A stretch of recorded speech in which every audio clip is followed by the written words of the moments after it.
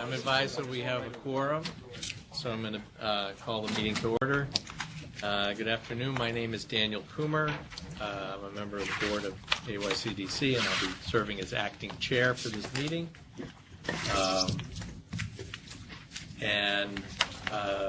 I now call to order the meeting of the directors of the Atlantic Yards Community Development Corporation for Monday, August 12, 2019.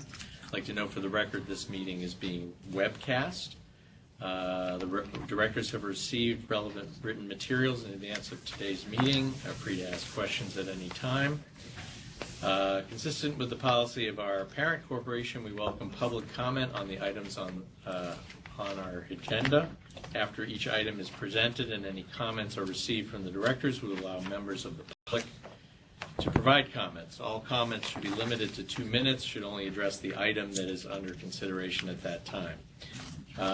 You'll note also that the final item on our agenda today is titled Public Comments. At that time, we'll have an opportunity for members of the public to provide comments on any other non-agenda related matters that people want to raise.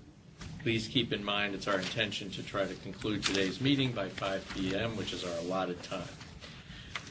Now I'd like to ask the directors whether anyone has a potential conflict of interest with respect to any item on the agenda. Hearing none. Well, does anyone have did you have a comment you wanted to make? I'm sorry. If you do have a conflict, please make an appropriate disclosure on the record at this time. We can ensure that you'll recuse yourself from any discussion or vote with regard to such item. Hearing now, I will now ask Toby Diasme to request authorization for the corporation to recommend that the ESD directors amend the modified general project plan. Toby? Good afternoon, directors. We are requested to recommend that the ESD directors amend the project's modified general project plan detailed in the materials provided. In our July 22nd meeting, we went over a number of modifications, but 2 items were tabled for further director review. I will provide the modifications, the 2 items, and then I'm happy to answer any questions and take comment from the public. First modification is application on indoor recreation facility use in residential blocks. This modification amends the description of permitted uses and design guidelines to allow for the development of a 105,000 square feet indoor recreational facility. With this amendment, approximately 96,000 below grade square footage can be leased for the operation of a physical culture establishment at parcels B12 and B13. The recreational facility will have a field house of approximately 60,000 square feet and a fitness center of approximately 45,000 square feet. The recreational facility will have 9,000 square feet of ground floor use, which would be part of the facility's lobby and reception check-in area. Programming at the recreational facility will gymnastics, soccer, and a learn-to-swim pool. The fitness center will cover uses for a traditional gym. This modification does not result in additional below-grade square footage not previously considered in the project's 2006 final environmental impact. The 2006 parking requirement was approximately 3,600 parking spaces. Subsequent modifications to the project have reduced the parking requirement to the currently approved 12 spaces. Using a standard measurement of approximately 200 square feet per parking space, this represents approximately 500,000 square feet of below-grade space that would not be built out. In comparison, the proposed modification would include 96,000 square feet of below-grade space. The traffic impacts for this project have been analyzed as part of the technical memorandum that was put together by project staff and consultants. The traffic assessment considered the additional expected person trips from the indoor recreational facility, the reduction in expected person trips from the buildings, a person trip being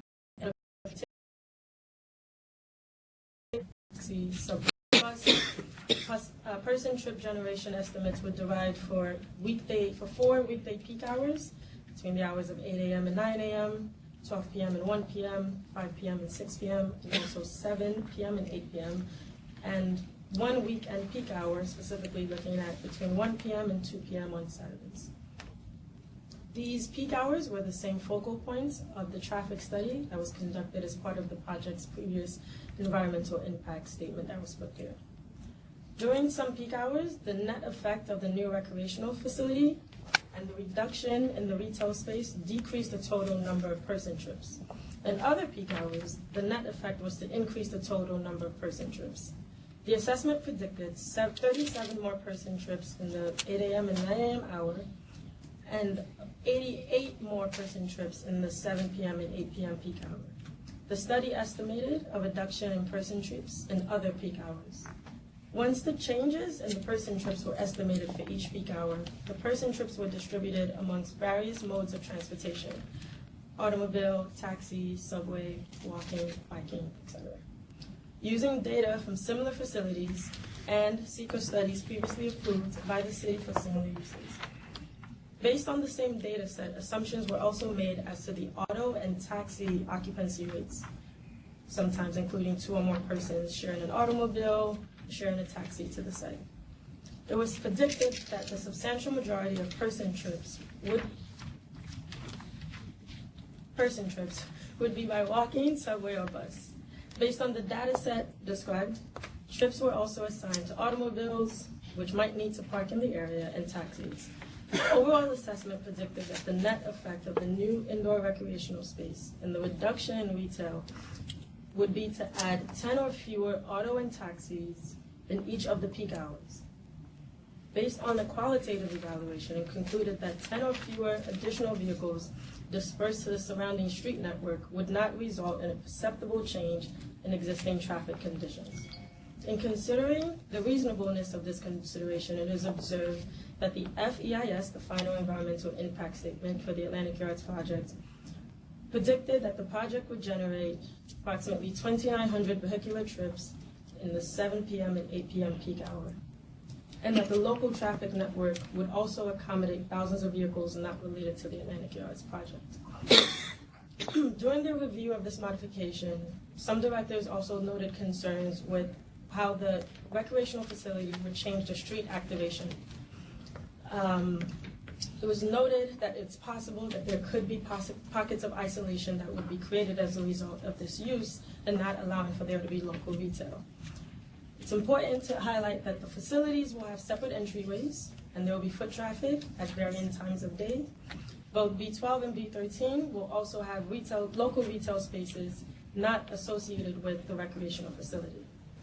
Additionally, Dean Street between Carlton Avenue and Vanderbilt Avenue will serve as major entryways for the open space, total of 8 acres that will be delivered at project completion. This will be available through the B12 and B11 corridor, the B12 and B13 corridor, and also the B13 and B14 corridor. All active and inviting spaces for pedestrian and foot traffic. In terms of construction, the depth of excavation that's required for the below-grade use would be the same depth as the building B14, which currently has a parking garage. In terms of programming and the community engagement for the facility, the operator will be providing discounted rates for building residents. There will be the opportunity to establish local partnerships with community organizations and also schools. The operator has a scholarship fund that is available to provide training programs, athletic trips, and sport camps for underserved children.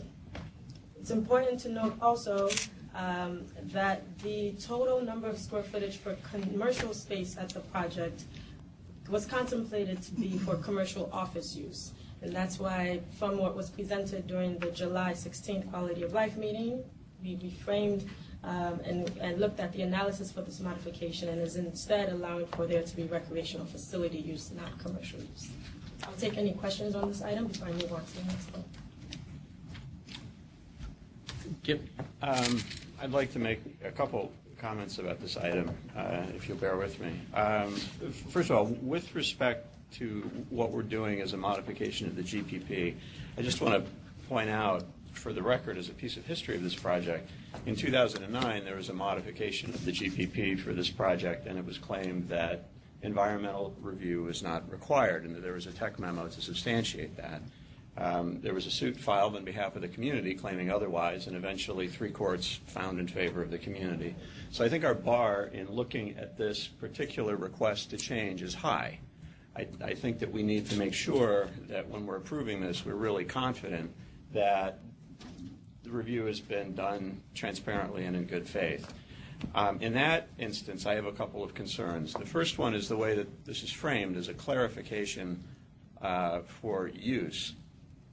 But in my view, this is in fact a new use, and it's new square footage, and it's being presented. It's being presented in exactly that frame.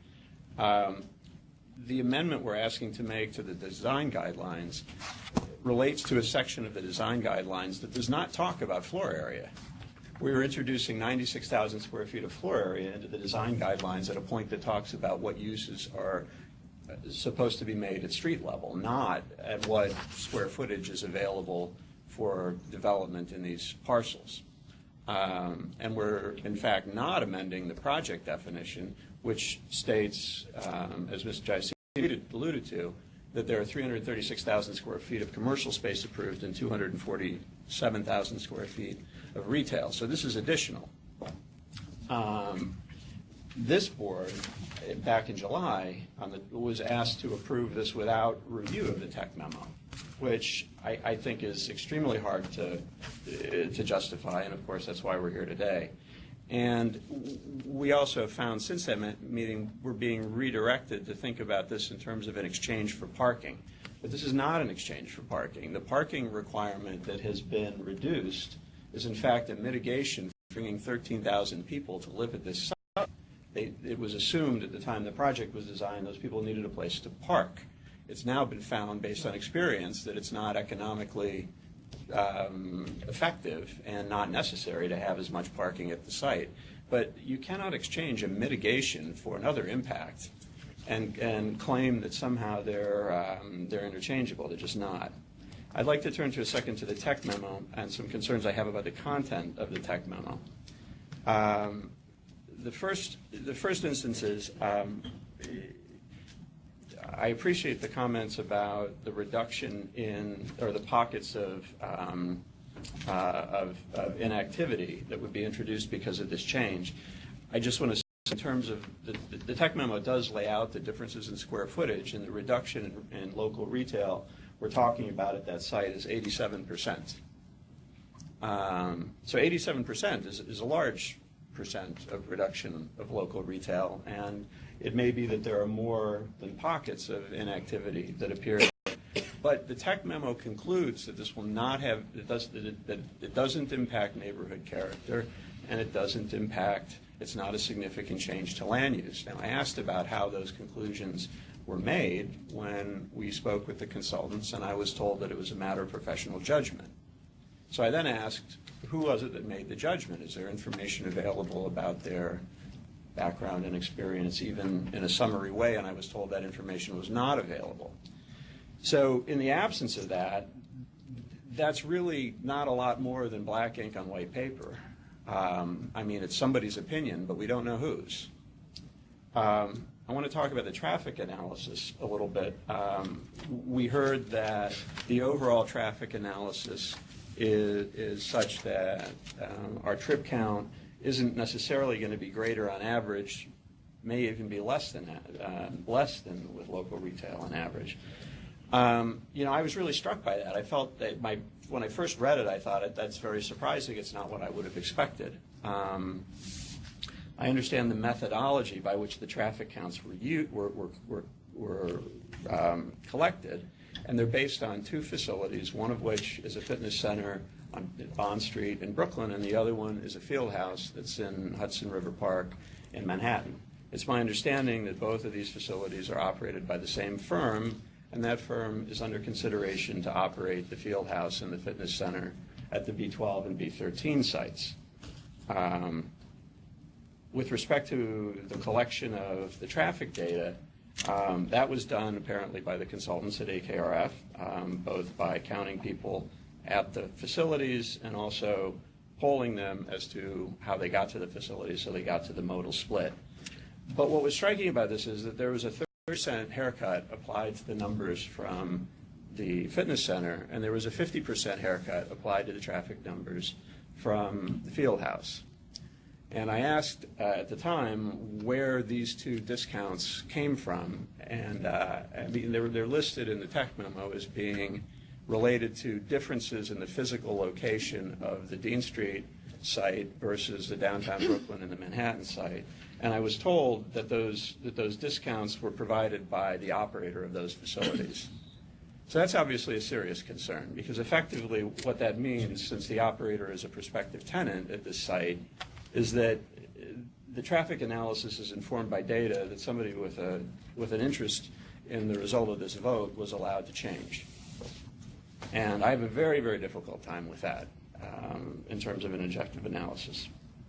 I will just, sum up. I'll sort of sum up by talking a little bit about the idea of whether the public is getting a fair benefit out of this trade. And I think I need to point out that today, at least in Brooklyn, developers are not getting new floor area without concessions. It's just not happening. I appreciate the developer is interested in, the developers providing discounts for residents of the buildings. That's great. That affects a relatively small number of people. Interesting that they want to do community partnerships, and interesting that they want to do scholarships. Some of those things have a little bit of a feel of what's called a community benefit agreement, which has a history on this project as well. It hasn't always been a positive one. But I want to point out that this is a for-profit facility. It's not easy to get numbers on what this operator charges for an annual membership to its fitness center. Most operators in New York City, I discovered, don't publish that information, and the information I was able to find was somewhat old. But it looks like as of about 6 years ago, the going rate was about $2,100 a year to belong to the fitness center. And the current rates, which are published for the facilities at the field house, are about $300 an hour for soccer, and maybe a little bit less than that for the use of a basketball court. So these aren't, these are revenue producing ventures, and I think that if we want to claim they're a public benefit, I think the public needs a little bit more than just good intentions or expectations at this stage of the game to grant new development rights. And then finally, I know I don't want to sound like a broken record, but this is a project where there is significant concern about the ability to complete the commitment to deliver 2,250 units of affordable housing in less than 6 years. And it just is very, very hard from an oversight point of view to feel good about granting additional rights in a situation where the developer will not explain how that commitment is going to be met, since it's clearly not the way, it's not going to be met the way it was presented 5 years ago. So as you can tell, I have a lot of concerns about moving forward with this, and thanks for the opportunity to share them. Thank you. Does anyone else have any comments or questions? Any of the directors first, and then we'll ask the others. And I'd just like to note, it referred to the technical memorandum, that just so, since this is a public meeting, just want to make sure everyone understands that was a memorandum that was made available to all directors to review in between last meeting and this one. That's actually not, it's not at this point a public document, but it was made available to all directors to review. Hi, I'm Ethel Tyus with Brooklyn Community Board 8. Thank you. And I'm sorry, could you? Ethel Tyus with Brooklyn Community Board 8. And I'd like to make it very clear that I agree with most of what Mr. Piccone indicated. And I think that it is a large misinformation for us to be told that this is not a type 1 substantial change to the plan and does unequivocally deserve a environmental impact study under SEQA. So to 2,900 vehicle trips per evening. I think that's the number we were just cited. That's the number that's in the project's EIS for the total amount of trips that would be generated by the entire project, not specifically for this site. In what period of time? During the peak hours of 7 p.m. and 8 p.m. By any stretch of the imagination, that's substantial. But that's for the entire That's for project. the entire project. That's for the entire Atlantic Not- Yards project, not specifically for the recreational use. And how did that change for the addition of the gym? So for the peak hour, the trip generation for the peak hours, the same hours during 7 p.m. and 8 p.m., Yep. you would see an 88 more person trips. And those 88 more person trips could be by foot, by public transportation. But in my or mind's eye, by it's still substantial. the 88 person trip. Per evening, coming through the neighborhood. Okay. 100 people And- on average coming through the neighborhood. And if I might, that number Right. also is dependent on the haircuts. Sorry. Okay, Yes, are you- so it could be closer to 200. Okay, so that's substantial. If I were living there, I would definitely be able to take notice. The concept of having a gym for the neighborhood is wonderful. I don't know how many people who live there now will be able to afford it, but I think this is a misstep on the part of AYCDC to just blindly agree with this. Thank you. Any other questions? Yes. on this side? Cy Richardson. I just wanted to co-sign the, thank you, Cy Richardson, wanted to co-sign the comments of Ethel and also Director Vacconi, his technical observations, but more so from my vantage point.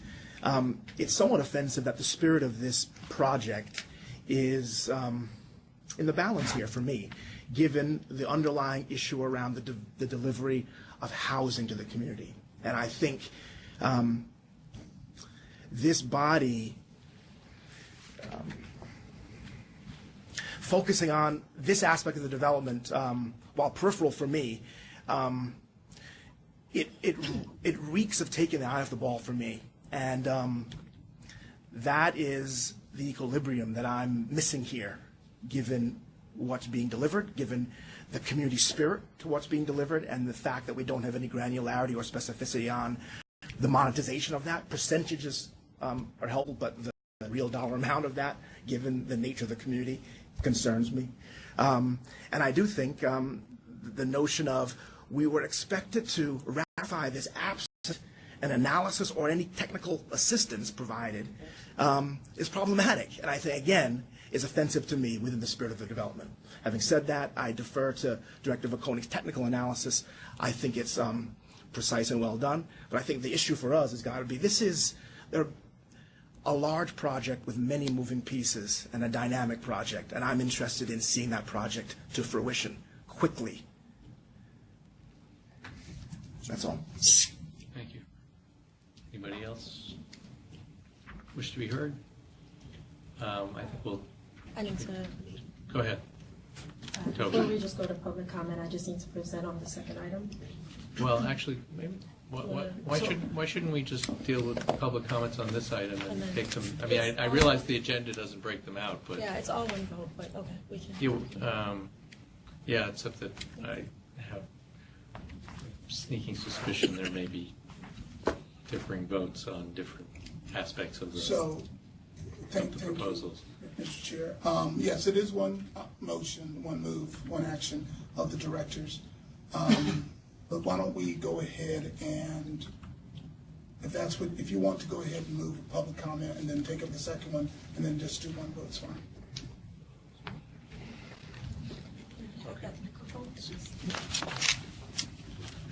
So I think now we'll hear any public comments on the first part of the presentation, which has to do with the recreational facility. Are there public comments? There's a list of folks who've signed up to speak, so I'm going to go according to the list. And if you haven't signed up to speak and you'd like to make comment, then you can do so after this list has been considered. Please note that each speaker will have 2 minutes to speak, and I will alert you when your time is up. The first speaker signed up is Mr. David Tewksbury. Apologies if I mispronounced that. Tewksbury. Tewksbury. Sorry, just speak Yeah. Right there. from here. Thank you very much.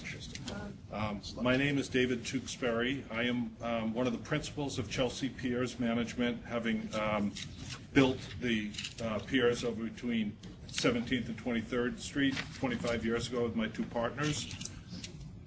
We are an active participant in our community, both locally in Chelsea and more broadly throughout New York City. The Chelsea Piers is a vibrant and alive place. Over 1,000 employees welcome New Yorkers of all backgrounds to enjoy sports and fitness, to allow people to live more active and healthier lives. Last June, just over a year ago, we opened Chelsea Piers Fitness in a TF Cornerstone building on Bond Street. In just a little over a year, Chelsea Piers Fitness has quickly established itself as an engaged Brooklyn community member. My associate Keith is going to speak to this in a few moments.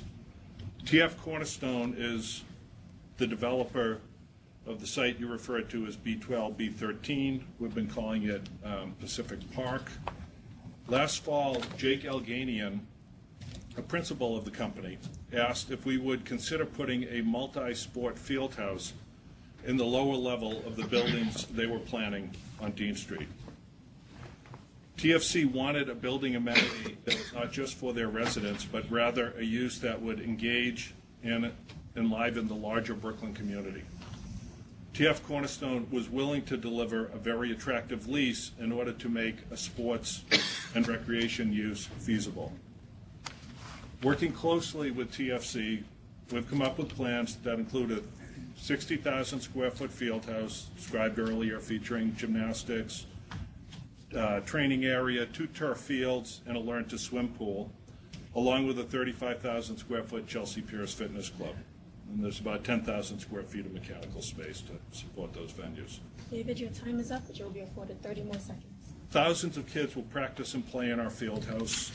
We run a scholarship fund. Last year, we distributed a little over $200,000 in scholarships to support 350 children.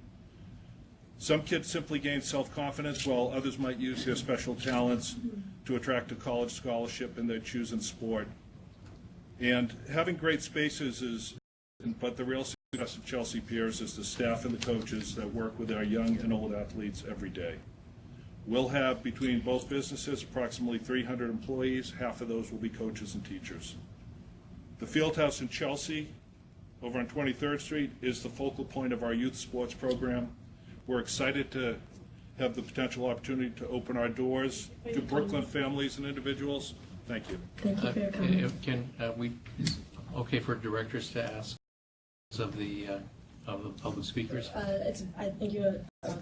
It's just a comment period. Yeah. I think if we want to go specifically with the Chelsea Piers, I think it's different because they are part of this development, so could do Speaker. we have to do it. So I guess after the public comment, we can ask them to come. Okay. They should have. Is that okay? I have a question, but I'll hold it off.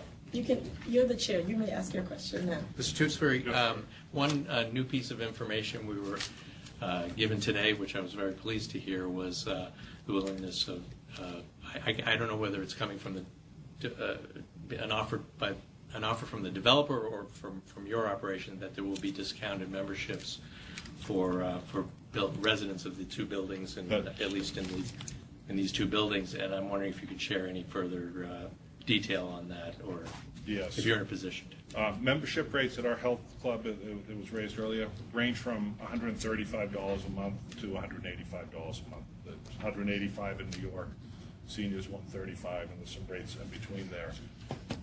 We charge the tenants in the 33 Bond Street building, and we will, on the Dean Street buildings, 50% of whatever the going rate is. So whatever rate they qualify for, regular or senior, they get it half. Is that in perpetuity, or that's for a period? So That's in perpetuity. Yes. Thank you. And the same discount applies to both affordable tenants and, Yes. and non-affordable? Yes, it does. And we had in Bond Street, I think. Unaffordable tenants. I think they have approximately 1,200 residents, and approximately 700 took advantage of the membership. Okay, thank you. I see here that an Ethel Saptias is on the list, but as she's a director, I don't think she needs to make public comments. Unless there's another Ethel Tias in the room. Just want to make sure. No, I thought that was the attendant sheet, No, sorry. I just in case, that's someone who shares your name, I didn't want to miss them out. The next person signed up to speak is Mr. Keith Smart. Hi, good afternoon. Yeah. My name is Keith Smart, born and raised in Brooklyn. I am currently the Regional General Manager of Chelsea Piers Fitness. Prior to joining the team with Chelsea Piers, I was an Olympic silver medalist, 3-time Olympian for the U.S. And my story was training. There was no access to sports when I was a kid, traditional field house sports activities. So my sister and I had to take the train over an hour each way to the Upper West Side to find a fencing club that would subsidize our membership and allow us to eventually become Olympic fencers. Extremely excited about the opportunity for kids in Brooklyn where they wouldn't have to have such a long journey to achieve their athletic goals and dreams with the potential to open a Chelsea Piers Fitness and Field House. It's a great opportunity right now with Chelsea Piers Fitness. We are laser focused on being a great community neighbors. We do that in a variety of ways by hosting free yoga classes in Fort Greene Park, free run clubs throughout Prospect Park and Brooklyn Bridge Park. We also do cardio workout classes in Ashland Plaza. And then we also do just general community events with partnerships such as Mark Morris Dance Group, Greenlight Bookstore. We also bring in lots of local businesses to help them promote their shops and activities, as well as talks with hosted on like healthy living, empowerment for entrepreneurship, as well as just general access for all residents of Brooklyn to just be in better shape. It's something that's... Your time is up. Oh, thank you. Your time is up, but you'll be afforded 30 more seconds. Oh, yeah, sure. Thank you. And it's something that it's being recognized by the residents of Brooklyn, whether they're members or not, that they know they could come to our club on Skimmerhorn Street and use it as a focal point so that they could become better. So really excited about this opportunity, and thank you. Thank you for your comment. Next person that signed up to speak is Mr. Michael Edelman.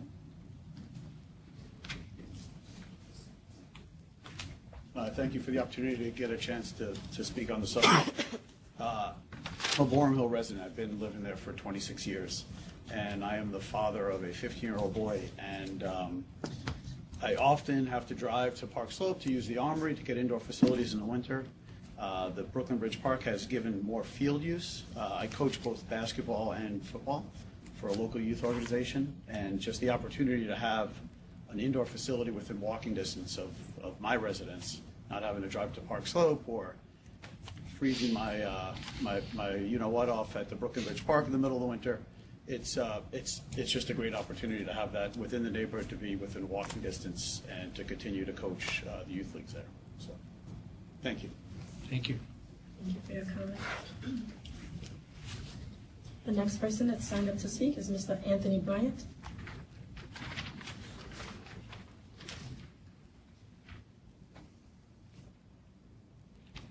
Hello, how y'all doing? I'm Anthony.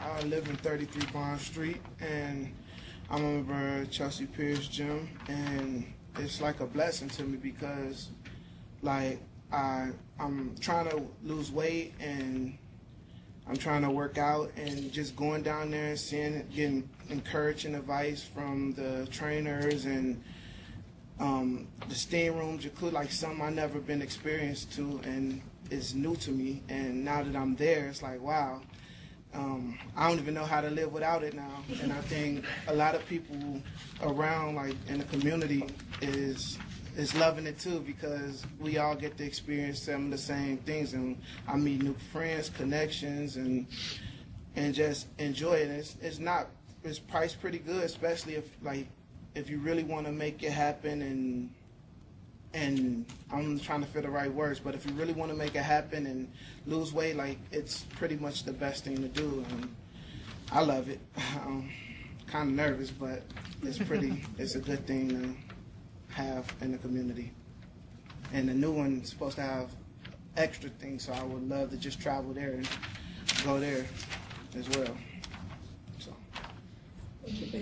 thank you. The next person that signed up to speak is Mr. John Hollenberg. You may speak from where you are as long as you project. Okay. Thank you. I'm pretty good at projecting. My name is John Hollenberg. I am. Oh, but stand up. Yeah. I'm short and I couldn't see oversized. This big thing, right? My name is John Hollenberg. I am a resident of Prospect Heights. In fact, I'm very close to this site. I live on Dean Street between 6th Avenue and Carlton. Admittedly, I get to witness every day the impact that Dean Street Playground has. I know you were thinking I was going to say the impact that Atlantic Yards has had, but honestly, both of them are pretty amazing. Dean Street Playground has this incredible culture. People are out there every day, night and day, doesn't matter, doesn't close down, and it is crowded. It is jam-packed with people, and they love it. And it truly is amazing. Now, I know that this is going to be a little bit different because this is going to be an indoor facility, but I do think that there is some overcrowding at this Dean Street Playground, and I can imagine that this will relieve some of that pressure. I can imagine that me as a resident, I currently go to the Crunch Gym, which is up on Flatbush. It's about a mile away. I can imagine transferring over to this one.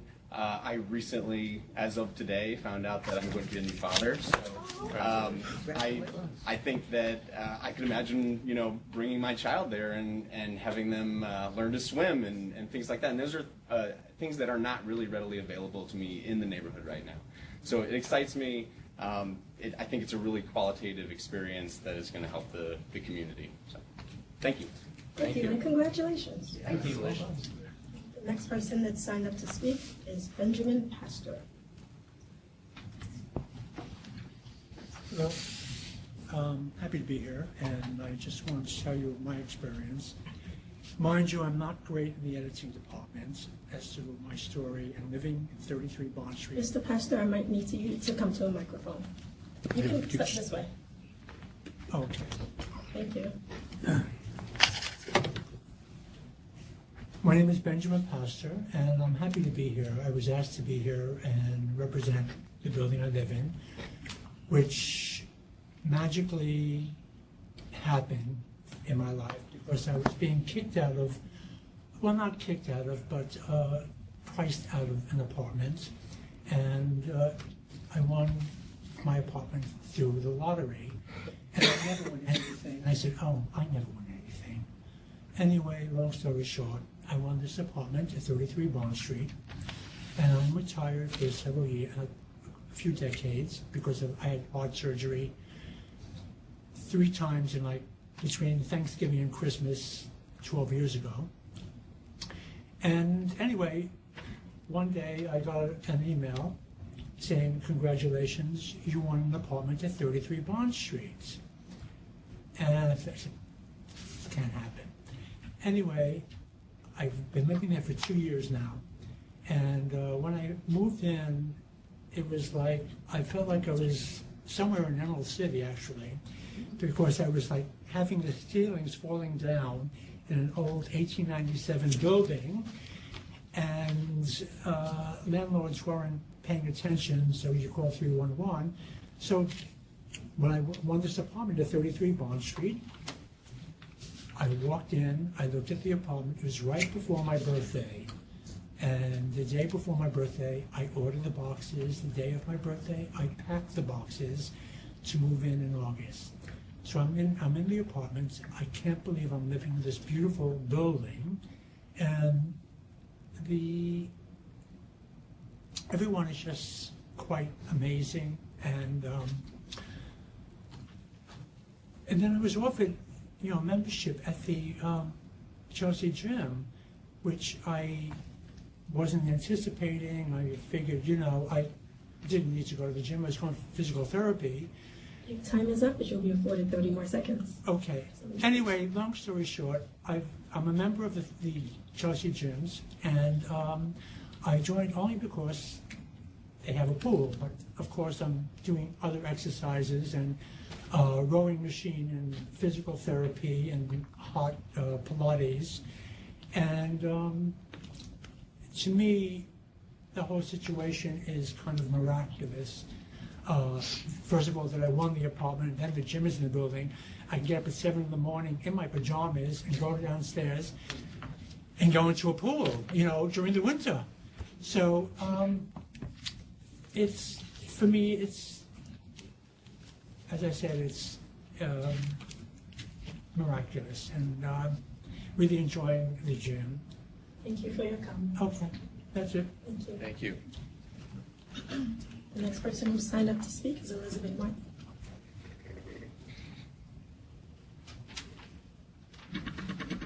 Hello, everybody. I think you know me.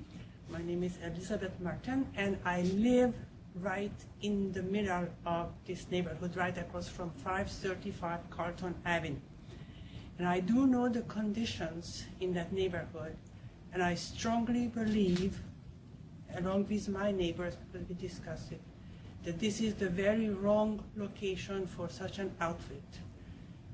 First of all, the studies that have been, if I understand it correctly, used for traffic dates back to 2006.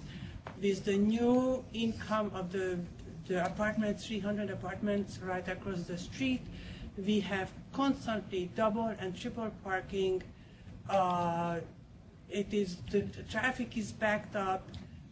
It is noisy. It is bringing in more cars would be very, very wrong. And on Dean Street, you are putting up two buildings with similar or even more people, more apartments, which brings in more cars and more people without the gym, and there is no space. These streets are very narrow, and there is no space for taxis to come in and drop people off, because in Brooklyn, people do drive, and they come and drop off people, and they want to park, and they want to bring their cars. I think a study must be done that is up to date, including what's happening with 535 Carlton, which will be similar in the two new buildings, or even greater impact, because people move in and a year later they buy a car. And those cars are beginning to crowd up the street. So you bring in more people, there will be Martin, more your time is cars. up, but you'll be afforded 30 more seconds. Yes. Thank you. I think this project is wrong. It's the wrong location, and it shouldn't be there. We need more indoor parking for the police, for the firemen, and for the residents, because affordable parking is needed, because the present parking is $500 a month, and we cannot afford that. But we need parking, indoor parking, for the new residents and also for the residents who live around because of the situation. And you need to study it as it is today and project it for the future. Thank You you for your cannot comment. rely on a 2006 study. Thank you for your comment. Thank you. Thank you. The next person who signed up to speak is Robert Witherwack. Good afternoon. I'm Robert Witherwax, the chair of the Prospect Heights Neighborhood Development Council. I would like to echo many of the comments you've heard today from Mr. Richardson, Ms. Tias, Ms. Vicconi, Ms. Tias and Mr. Vicconi. This project, this proposed change, represents a more than 40% increase in the retail area of the project. This recreation center will be located on a block that the GPP itself describes as containing only small local retail. However, ESD has so far declined to perform any environmental review of the proposed change that would inform the local community as to its assessed impacts and allow for the type of public impact into additional public input into additional potential impacts and associated mitigation strategies. The proposed additional development rights also no doubt have a significant economic value, and as Atlantic Yards is a public-private partnership, we would expect that the public would also benefit directly from the proposed change. However, as proposed, there appears to be no component of the change that represents value directly to the public. Finally, we note that the request to expand development rights at Atlantic Yards comes at a time when there is substantial doubt being expressed that developers will be able to meet an existing commitment to complete 2,250 units of affordable housing by 2025, and the project's developers have refused requests to explain how they plan to do so. So under these circumstances, we, PHNDC, call on ESD to withhold approval of this additional 105,000 square feet for a fitness center and field house on Dean Street in lots B12 and B13 until such time as, 1, a review of the environmental impact of the change has been performed and the public given an opportunity to comment. 2, the proposed change is amended to include offsetting public benefits as proposed by local elected officials. And 3, the Atlantic Yards developers have presented the public with a plan showing how they intend to meet their obligation to complete 2,250 units of affordable housing by 2025. Thank you. Here. Thank you for your comment. The next person to speak is Bora Lee. Hi everyone, my name is Bora Lee. I'm the Chief of Staff of Fifth Avenue Committee. I'm also a Brooklyn resident. I've been raised there. My parents are also small business owners on Flatbush. So Brooklyn is incredibly important to me and the livelihood of my family, but also the livelihood of so many existing Brooklyn residents. And we're hopeful for the new residents to come, but we're really thinking about those that live there now and really contribute back to their community. We also would like to urge that this vote be postponed. With the recreational center, that's great, but until an environmental review is done and there's a detailed plan for public benefits and affordable housing for Brooklyn members, we really would like this vote to be postponed. Thank you. Comment. I believe Assemblywoman Jordan Simon would like to make comment. Thank you.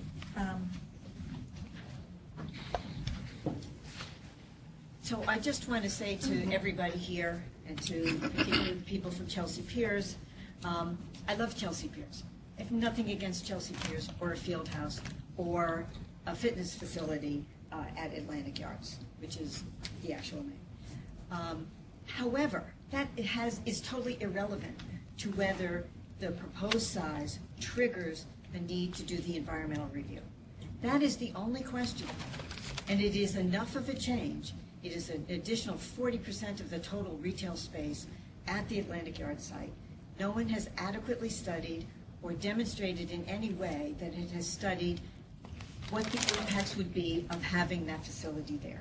The trips there, whatever those trips might be, whether it's foot trips, whether it's bicycles, whether it's drones, whether it's the cabs, that is a particularly difficult stretch on Dean Street there, which is very compromised. We have the cops, we have the firefighters, we have a lot of people living there. It's very dense. And so I believe that it's really improper to ask the board members to make a decision based on really no data.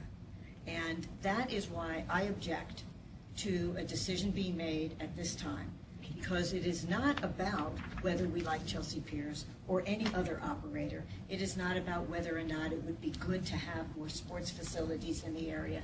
It absolutely would be. In fact, among the concerns expressed in 2003 when this was first proposed is that it did not have enough facilities and open space to actually be used by people in the way they wanted to use that space.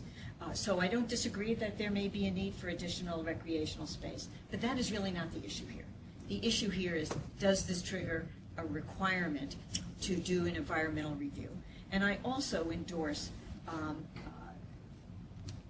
the call for a real solid plan on how it is that this site will be built out in conformance with the developers' agreements to do the rest of the housing at the site by 2025. It seems increasingly unlikely to me that that will happen. We have not been given any information to give us any confidence that it will be, and I'd like to see something that is very detailed, very technical, and assures me that that will happen, because the housing is the only public benefit that is being given, and it's been given in return for a tremendous amount of public support for this project. The public really needs to see that benefit. Thank you. That is all the comments from the public. Let me respond to some of these questions. Go ahead. First thing I want to say is a tech memo is a study. A tech memo does provide data related to trips. It does provide data related to the analysis. The analysis was performed by AKRF, a well-regarded firm in this country that has done a number of projects around the country and a number of projects in New York City. And so a tech memo is a form of an analysis. And so that work was done, and I think you all should be aware of that. The fact that the analysis is a draft until our directors have it and receive it, and we made it available for you to review and to be able to access the consultants who performed the work, I think help bring these answers to you. Granted, it was not made available to you in public because, again, had not been received by our directors. Another thing I want to respond to is it relates to the additional space issue. The reality is, by the fact that we did reduce the parking and you did bring this other use in, yes, it is a substitution of use. I won't deny that. However, you are reducing the overall footprint of the project. You're not increasing the footprint of the project. If we want to become very technical and say that this is going to increase the commercial component, okay, I will give you. I'm sorry? Right, but you're really increasing. You're right. You're not increasing the commercial. You're really creating and providing the recreational. The fact that Chelsea Pierce has already gone on record and they have practiced this at their Bond Street location, providing this service, reduced rates at 50% of the rates to their tenants in the B12 and B13. I realize that Mr. Verconi came up with these numbers and it is a high-end gym. No need to pretend it's not. But when you look at the 50% rate, that is going to put it right in the same range as other gyms throughout the city. It is not going to put it in the same price range as some of the lower-end gyms. That is true, but it is going to put you in the same rate as New York sports clubs and those types of gyms. So I do believe, and I want to say that, yes, this was studied. Yes, this is going to be a benefit to the public. And the reality is, and there's one argument that I struggle with, and I know I've spoken to most of you already. One of the arguments I struggle with is there's this economic benefit to the developer. If we had left parking in this project, they also were receiving economic benefit from the parking. So the reality is there are benefits, and it's designed for them to help offset the other costs and expenses that they're going to provide, be it their portion of the open space, be it other opportunities, and the affordable housing. Mr. Richardson is 100% right. We need to get this housing completed. The need to meet the 2250, which is the obligation of this developer that transfers to any other developers they bring into this project, is imperative, and it's very important. New York State is committed to, and it will not change or take a different position as it relates to the liquidated damages that will be implemented if this is not done by 2025. I do hear the point of, can we have some type of a plan or roadmap? The problem with roadmaps, and I think it's a legitimate question, I'm not belittling the question. The problem with roadmaps is the 2014 roadmap was illustrative. It was not a hard and fact. Things do change.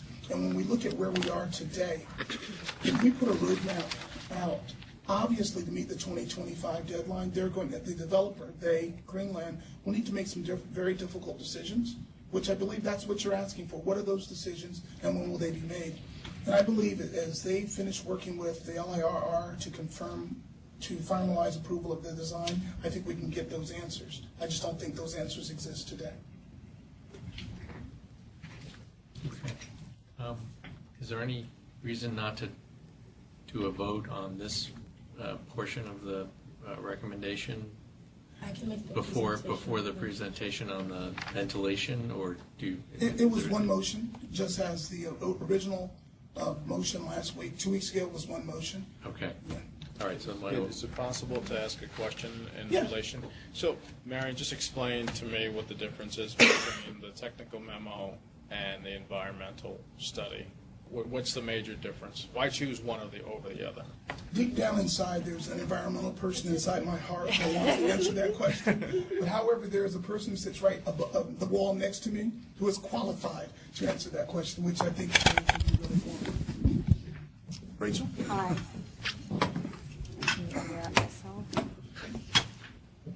Hi, I'm Rachel Schatz. I manage the environmental review for ESD.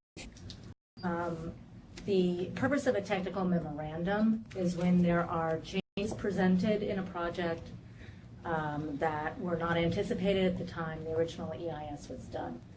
And as I think Toby mentioned, we did an EIS originally for the project, and that was certified in 2006, and then in 2014 we completed a supplemental environmental impact statement. And the changes that were brought to this GPP mod, if you recall, there were a number of them, and we decided because of their coincidence in timing that we would address them together in one tech memo and one GPP mod. And so that's what we looked at, how these different GPP mods, one was the reduction in the parking, one was the B5 modifications, one was the walkway widths, and then the other two that are being considered today. So that was what the tech memo looked at. All of those, what we were calling minor modifications together, what did they result in terms of changes to the environment that were not addressed or were identified already for having impacts, and these were not creating any different or worse impacts. And so at the conclusion of a tech memo, the agency is presented with a determination whether or not an SEIS is needed. And this tech memo concluded that an SEIS is not needed because our results from this analysis did not raise any new impacts. And a tech memo is not treated like a DEIS where it goes out for public review and comment. It is a memo that is considered by the agency, and if no SEIS is needed, that's the completion of the environmental review. I'd just like to speak to a couple of points that have been raised, and I want to also echo Assemblymember Simon's perspective about this not being a question as to whether or not it would be nice to have a facility of this type on Dean Street, or even that if it was there, if people in Brooklyn and even in Prospect Heights would like to use it. There's no doubt in my mind there are people who would like to use it, and that's not an issue, and nor is it an issue that it would be operated by Chelsea Piers, who obviously has lots of experience operating these types of facilities in Manhattan and in Brooklyn. With respect to the tech memo, so I'm not an environmental person. I guess I might call myself a community organizer. And from my point of view, the difference between a tech memo and an EIS is that the tech memo is, in this case, largely functions to obviate the need for the EIS, which would be an expense to the developer. An expense both in terms of direct costs, because the developer has to bear the cost of preparing an EIS under UDC, and also an indirect expense in time, because it would take longer to complete. So that is a difference between the two. It's not an environment. But as a point of clarification, the developer also covers the cost of all the analysis that's required under the tech memo. You still need to have consultants who go out to actually do these surveys. You need to have consultants who review the data. These are done objectively, and they're done at cost to the developer. But again, the work is for the agency and not the developer. So it's incorrect that there wouldn't be a cost associated with the developer for the tech memo and also for the EIS. And also another point of clarification. I'm sorry, but I didn't say there would be no cost to the developer for the tech memo. I said it avoids the cost of an EIS, which is true. The other point I wanted. I'm sorry. Just for clarification, it doesn't avoid cost for it. In this case, we're trying to do that. Can I, if I could finish? Let's let Kip finish his comments. And my next point is with respect to the parking. It is true that on some level the developer collects revenue from the parking, but I want to bring us back to the point that the parking is a requirement of the project because of the need for vehicles belonging to the people who live in the project to have someplace to go. Now, I think this will be of interest to the directors and also of interest to maybe some of the audience members, but in the conversation I did have while I was here with the AKRF consultants on the parking, what I was told was that there are 300 parking spaces today at 535 Carlton Avenue, and the average overnight use is 200 parking spaces. Of the 200 parking spaces, 47 are being used by people who live either in 535 Carlton or at 550 Vanderbilt. So 47 of the 200, and there's 300 in there. How So many units are in those two buildings combined? of those two buildings, there's approximately 600 units. I don't have the exact count, but I'm... So 47 people out of 600. Right, so it's a fairly low utilization. So Yeah. experience has shown it's a fairly low utilization, and it's simply not cost effective for the developer to build this parking because there isn't the demand among residents. Now, some people might argue that people who don't live in the project might also like a place to park and might like to use the indoor garage, but right now there's still only 200 spaces being used there overnight, and the number of those people who live in the community but don't live in Atlantic Yards isn't growing in the way that Atlantic Yards is growing. So when we talk about reducing the parking there, we're not costing the developer money, we're saving the developer money because it costs money to build parking that nobody uses. And I want to make sure that everybody understands that those are the dynamics as they were explained to me by the AKRF team. And quite frankly, I think even the 1,000 spaces that we have left on Dean Street seem to be more than enough for what the demand of the project and even the surrounding neighborhood will bring. So that is I just wanted to make those 2 points of clarification. Toby, did you have any follow-up to that? I just wanted to clarify so that there isn't a misunderstanding, and Rachel can speak to this if I speak correctly, but in terms of the cost of anything that's related to the project, the developer isn't able to inform or define what we spend and how much of it is spent. And so there's a cost associated with carrying out the analysis that's necessary for a tech memo. There's also, of course, there's a cost that's related to an EIS, but you don't do one in the stead of the other. At the end of the analysis that's done for a tech memo, there's a determination as to whether or not there are any new impacts that were previously considered in the previous analysis, and then that's when you would require an EIS. So it's not that the tech memo is a cost-saving option, it's not the cheaper option, it's just a necessary first step for you to look at whether or not you require additional EIS. Rachel, did you have? Yeah, I just wanted to add, it's not a decision that the developer makes, it's a decision that ESD makes as the lead agency. Sorry. Yes, just for Ms. Schatz, if I could, and forgive my naivete, I don't understand how this works, so you can walk me through it. Schatz, because I like to hear about that. Schatz, or just Rachel, I appreciate it. There we go, that's even easier. There you go. So just, again, forgive my ignorance, but just walk me through procedurally how this works, how you engage AKRF. Is the notion that we would prefer not to have to do any more work? Are we kind of shoehorning this in? Are we giving? No. Is it value neutral? I mean, I'm just really curious. Sure. As to procedurally, how does the tail wag the dog? Okay.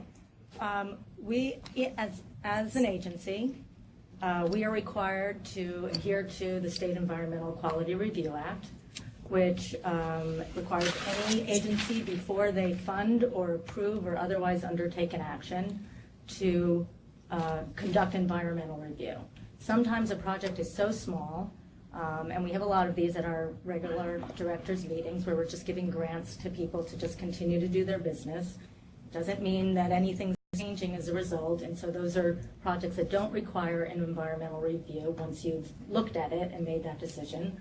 Some projects are what we call unlisted actions, which they kind of fall between a gray area of a type 1 and a type 2. They're so small that they don't require a potential EIS, but they are not the ones that you can dismiss right away. So you do an assessment, and you fill out an assessment form, and you make a determination at the end whether or not more review is needed.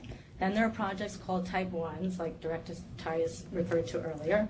Those are very clearly identified in the regulations. If you meet that threshold, you must do an environmental review that usually suggests that an environmental impact statement is needed because it's a project of such magnitude.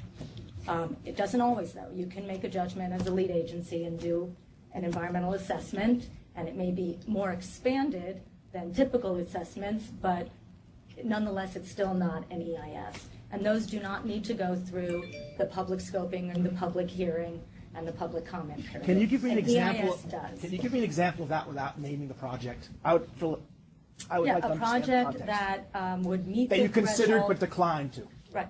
No, we never declined to. You For the always type do one, an that's what I'm environmental asking. review. Right. So let's say a project met the threshold for the number of residential square, or actually not residential, commercial square footage. And you had a sense that it just was not going to create the traffic that would require mitigation, or it would have minimal or no effect on neighborhood character. So you would do an environmental assessment form, and where you thought maybe the traffic could be borderline, you do a traffic analysis like you would do for an EIS, and then you would show that there weren't the impacts, and then you would just be able to make your negative declaration at the end of it. But frankly, when we have projects that are type 1 and have the potential to meet any of those thresholds, we undertake an EIS. Atlantic Yards back in 2003, when we started it, clearly required an EIS, and that's what we did.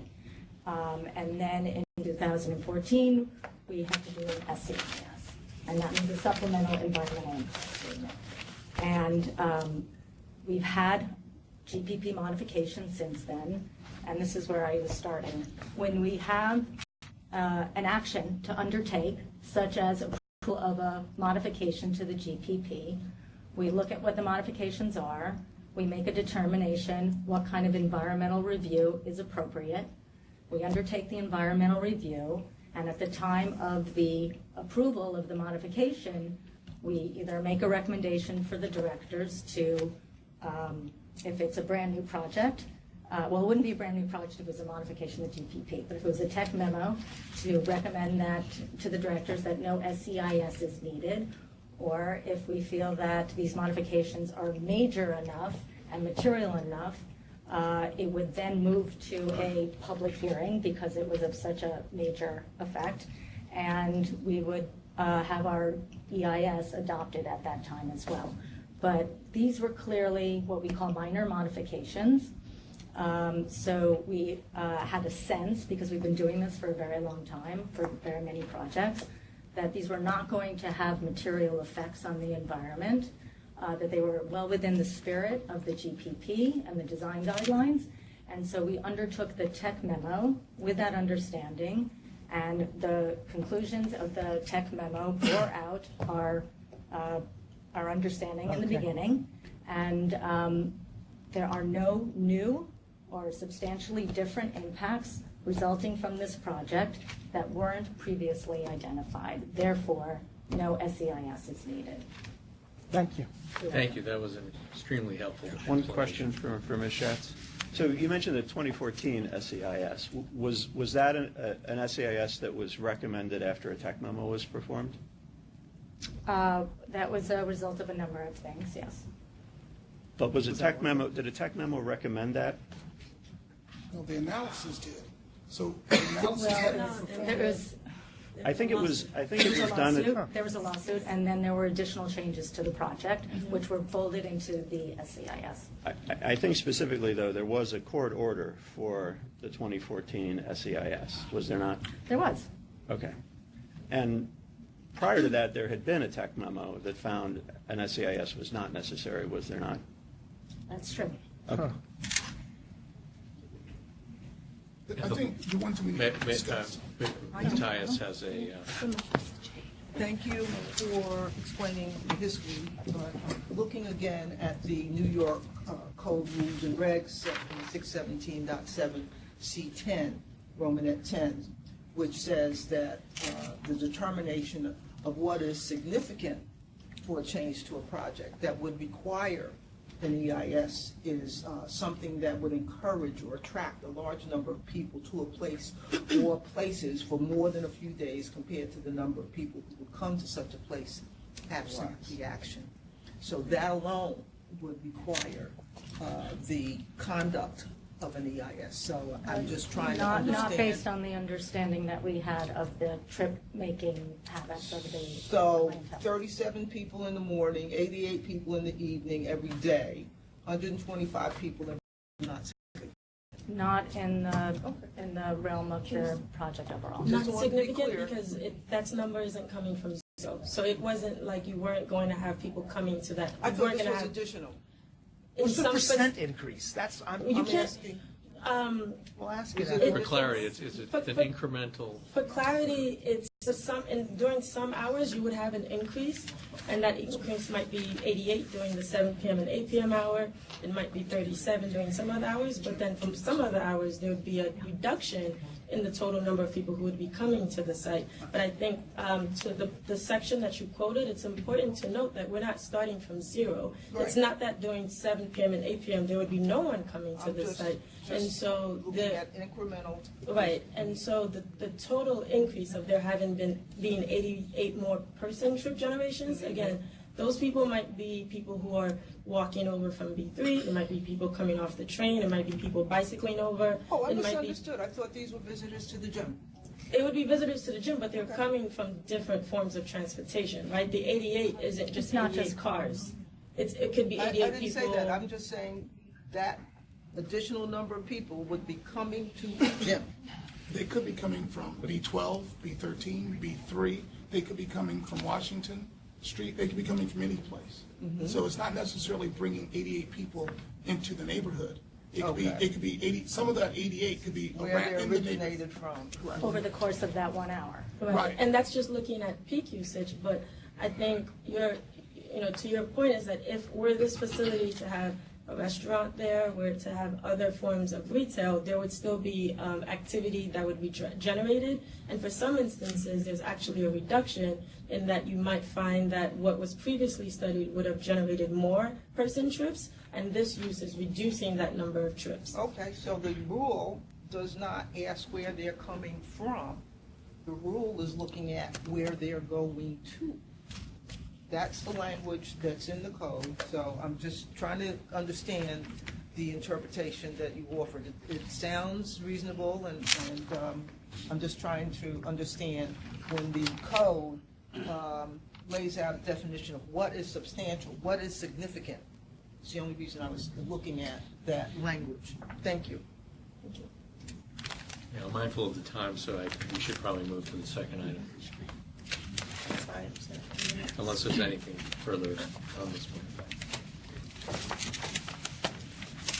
The directors are asked to consider the modification that allows for ventilation structures as permitted obstructions in the B11, B12, and B13, B14 north-south walkway zones.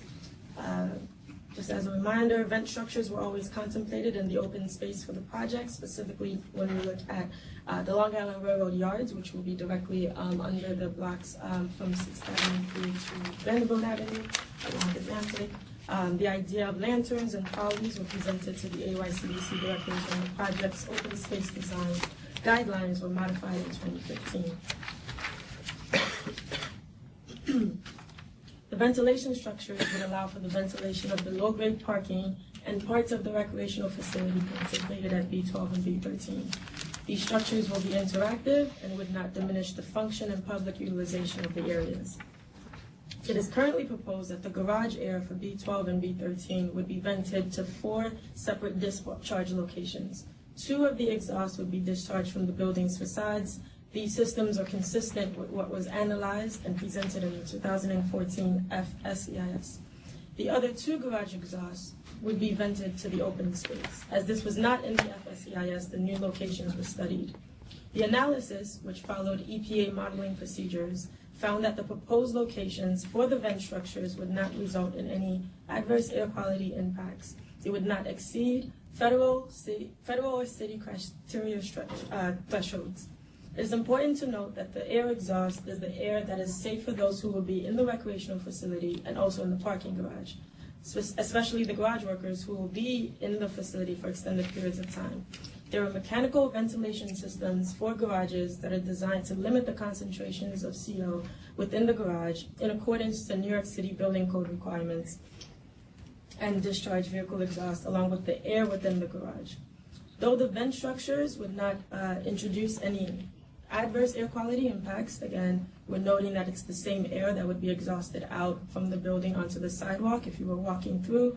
In response to the request from the directors, the vent structure, the playground the programming for the playground will be changed. The vent structure will be located there, but the playground itself will be shifted around the programming so it's not along the outline of the playground. I think that was an important point for a number of directors who reviewed the tech memo. They noted that should the structure be required to be there because of engineering constraints, then we should consider another location for the playground. So we've been responsive to your request, and we'll take that into consideration. Thank you. Anything further on that? Are there any questions from directors regarding this aspect of proposed modifications? Is there any way to run those vent structures up the side of the building so they don't exhaust at ground level? There are already Two of them already are. Yeah, two of them already are. Up the side of the building? Yeah. How many stories?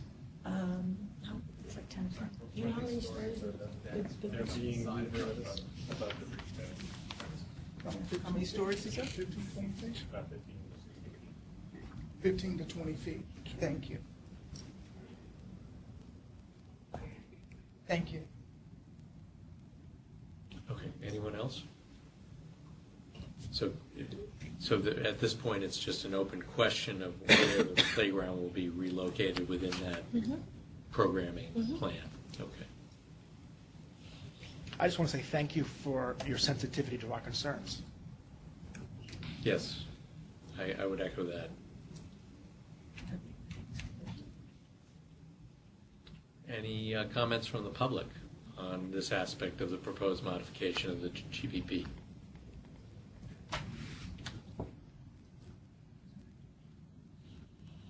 Okay, hearing none, I think we can move to, I guess I'll entertain a motion with respect to, I think we've been advised that it should be with respect to both elements.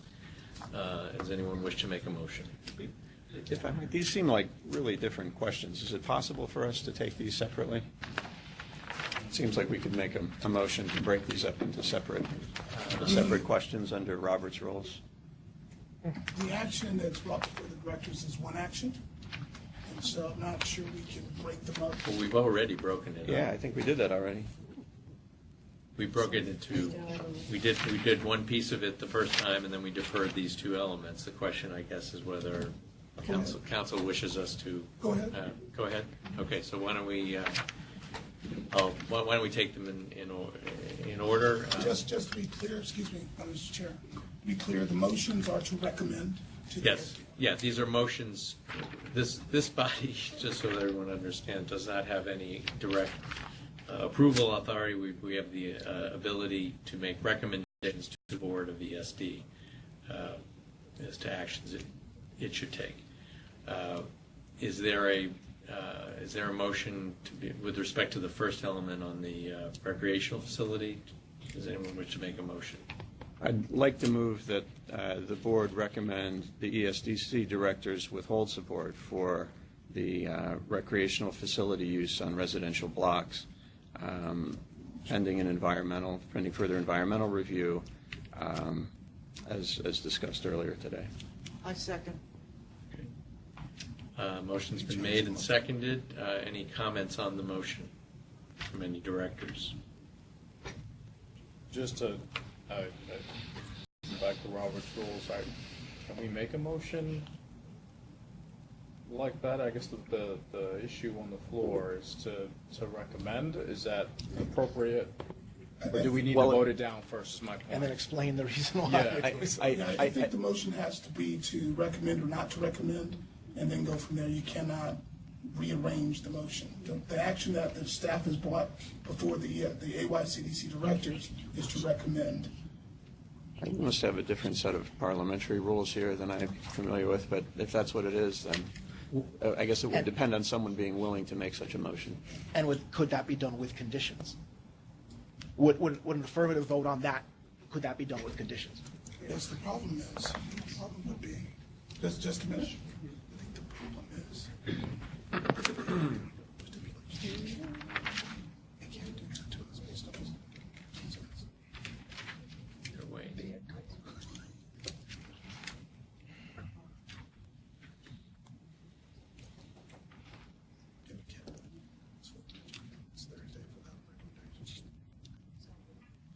It's not clear to me why a motion and a second from this board would not come to a vote. Okay, so. How it's framed? I think, go ahead. Go ahead, Daniel. You know, I think we can take a vote on Kip's motion as framed and see where it goes. And then there may or may not be a need for another motion. Okay. So all those in favor of, I'll restate the motion as I think it's been made, which is that that this board make a recommendation against approval of these the recreational facility portion of the proposed change. Is that a fair statement of your motion? Yeah, pending environmental review. Pending environmental review. All those and that motion has been made and seconded. All those in favor say aye. Aye. Aye. Okay, and all those opposed. I think I'm going to oppose that motion, so we have the tie. So that does not pass. It doesn't pass. So the motion has been 4-4, it's a tie. Obviously, the motion does not pass. Then we need to consider the motion that the staff brought before the director. Okay, so is there someone prepared to make that motion? Yeah, I'll motion that we recommend based on the staff's recommendation. Is there a second? Or second. Okay, that motion's been made and second. All those in favor of approving a recommendation to the ESD board that we approve this portion of the proposed modification, please say aye. Aye. Aye. All those opposed? That motion doesn't pass either.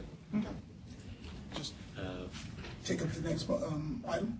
Okay, the next item would be the ventilation portion of the proposed modification. Is there a motion in regard to that? Okay, moved. Second. So moved and seconded. All those in favor say aye. Aye. Aye. I think it's unanimous. Any opposed? I'm sorry. Any abstentions? That motion passes, so we have a recommendation, at least as to a portion of the remaining proposed modifications. I guess we're in a tie for now as to the gym. So thank you to the directors of making sure I relayed the information correctly. All the modifications except one were approved, all were recommended to the directors to modify. One was basically neutral, since it was a 4-4 tie on both of the motions. Is that correct? Okay. Thank you. Thank you. Thanks, everyone. Wait. Anything? Oh, well, we have. Procedurally, you have to ask if there's any public comment on non-agenda items, and then. Oh, that's right. Do we have any? Yes, I'm sorry. It's okay. That is the remaining agenda item. Is there any public comment from any member of the public on any non-agenda items? Now you can ask for a motion. Okay. Oh, we have one. Yes. I feel Ms. necessary to Martin. tell the board about the parking garage in 535 Carlton Avenue. The parking garage in 535 Carlton Avenue is not really used because it's not a self-parking. They have to park your car on an elevator, so there are like one car on the floor and then one on an elevator. And it takes too long time to get the cars down and get it out to the customers. So when they opened up the garage one night for parking at the arena, the Barclays Center, the streets were so blocked with the cars that came in that reserved the parking in that garage that nothing moved because it takes much time to put up the cars on the elevated section. So, and that's why people don't want to park there, because you have to wait too long. You need to put in self-parking garages, not this type of a garage. That's interesting information. And you should I would ask that together, at I a mean, future you can meeting, go and we visit get the some garage yourself. clarification on that Yeah. from the developer. Thank you. Thank you. Okay, I'll entertain a motion to adjourn. So moved. Okay, thank you.